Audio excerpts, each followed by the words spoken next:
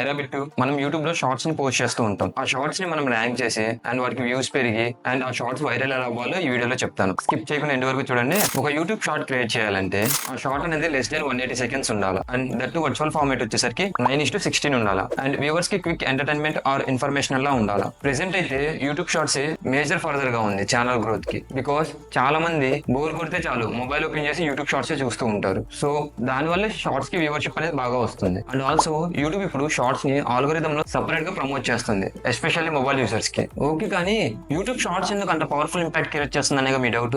నేను చెప్తా. ఫస్ట్ వచ్చేసరికి యూట్యూబ్ షార్ట్స్ కి మిలియన్స్ ఆఫ్ ఇంప్రెషన్స్ వస్తాయి and also new channel start చేసిన వాళ్ళకి షార్ట్స్ వల్ల ఫాస్ట్ గా రీచ్ వస్తుంది. ఎందుకంటే షార్ట్స్ లో ఎంగేజ్మెంట్ రేట్ అనేది ఎక్కువ ఉంటుంది కాబట్టి. అండ్ ఆల్సో ఆల్గోరిథం కి favourite format because retention fast గా ఉంటుంది కాబట్టి. మనం వీడియోస్ లో చూస్తే లాంగ్ వీడియోస్ కన్నా షార్ట్ వీడియోస్ కి ఎక్కువ వ్యూస్ ఉంటాయి. ఓకే, షార్ట్స్ గురించి బాగానే భజన చేసావు కానీ ఆ యూట్యూబ్ షార్ట్స్ ని ర్యాంక్ చేసే కీ ఫ్యాక్టర్స్ గురించి ఎవరు చెప్తారు అనేక మీరు అనబోతుంది. నేనున్నాగా చెప్పడానికేగా.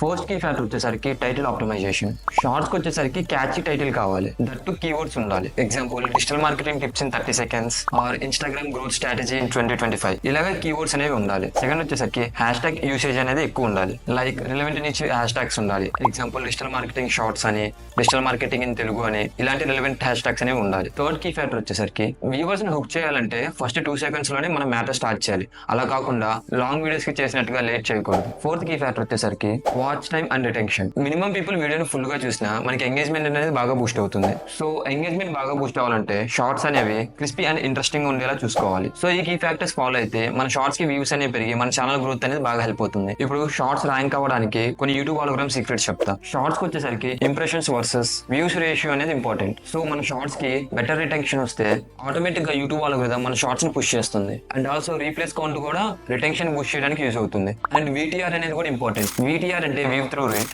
వ్యూవర్స్ కనుక వీడియోని స్కిప్ చేయకుండా చూస్తే అది మన ఛానల్ వరకు బాగా యూజ్ అవుతుంది. అండ్ ఇంకా లైక్స్, కామెంట్స్, షేర్స్ అనేవి బాగా వస్తే అది మనకు ఒక పాజిటివ్ సిగ్నల్ అనే చెప్పొచ్చు మన ఛానల్ కి. మన షార్ట్స్ కి వ్యూస్ బాగా పెరగాలి అంటే రైట్ టైమ్ లో షార్ట్స్ అనేవి పోస్ట్ చేయాలి. లైక్ పీక్ అవర్స్ అంటే morning 9 to 11 or evening 6 to 9 between లో పోస్ట్ చేస్తే మంచిది.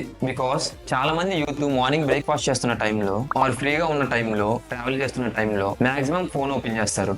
ఆ షార్ట్ టైంలో లాంగ్ వీడియోస్ అనేవి చూడరు. అదే టైంలో వాళ్ళకి చిన్న ఎంటర్టైన్మెంట్ కావాల్సి వస్తుంది కాబట్టి ఆ టైంలో వాళ్ళు మేజర్ గా ఓపెన్ చేసేది యూట్యూబ్ షార్ట్స్ కానీ లేదంటే ఇన్స్టాగ్రామ్ రీల్స్ కానీ. సో మన యూట్యూబ్ షార్ట్ వ్యూస్ పెరగాలంటే ఆ టైంలో పోస్ట్ చేస్తేనే బెస్ట్. కాన్స్టెంట్ గా షార్ట్ వీడియోస్ అనేవి పోస్ట్ చేస్తూ ఉండాలి. లైక్ వీక్లీ 3 to 4 షార్ట్స్ అనేవి పోస్ట్ చేసి యూట్యూబ్ వాళ్ళకి ట్రై చేయాలి. నెక్స్ట్ వచ్చేసరికి trending audio are trending topics మీద వీడియోస్ చేస్తూ ఉండాలి. అది మన ఛానల్ గురించి బాగా యూజ్ అవుతుంది. ఫోర్త్ వచ్చేసరికి షార్ట్ ని క్రాస్ ప్రమోట్ చేయడం బెస్ట్. లైక్ ఇన్స్టాగ్రామ్ లో పోస్ట్ చేయడం ఆర్ వాట్సాప్ లో స్టేటస్ పెట్టడం లాంటివి చేస్తూ ఉంటే మన ఛానల్ కి క్రాస్ ప్రమోషన్ అనేది పెరుగుతూ ఉంటుంది. సో దానివల్ల మనకి వ్యూస్ అనేవి పెరుగుతూ ఉంటుంది. అండ్ ఫైనల్ గా వచ్చేసరికి సిరీస్ ఫార్మేట్ లో షార్ట్స్ అనేవి క్రియేట్ చేయడం బెస్ట్. ఎందుకంటే వ్యూవర్స్ కి ఒక క్యూరియాసిటీ వస్తుంది ఫ్రెండ్స్. ఈ షార్ట్ ఎండ్ లో మన నెక్స్ట్ షార్ట్ కి ఏం జరగబోతుందో అని ఒక చిన్న హింట్ ఇస్తాం.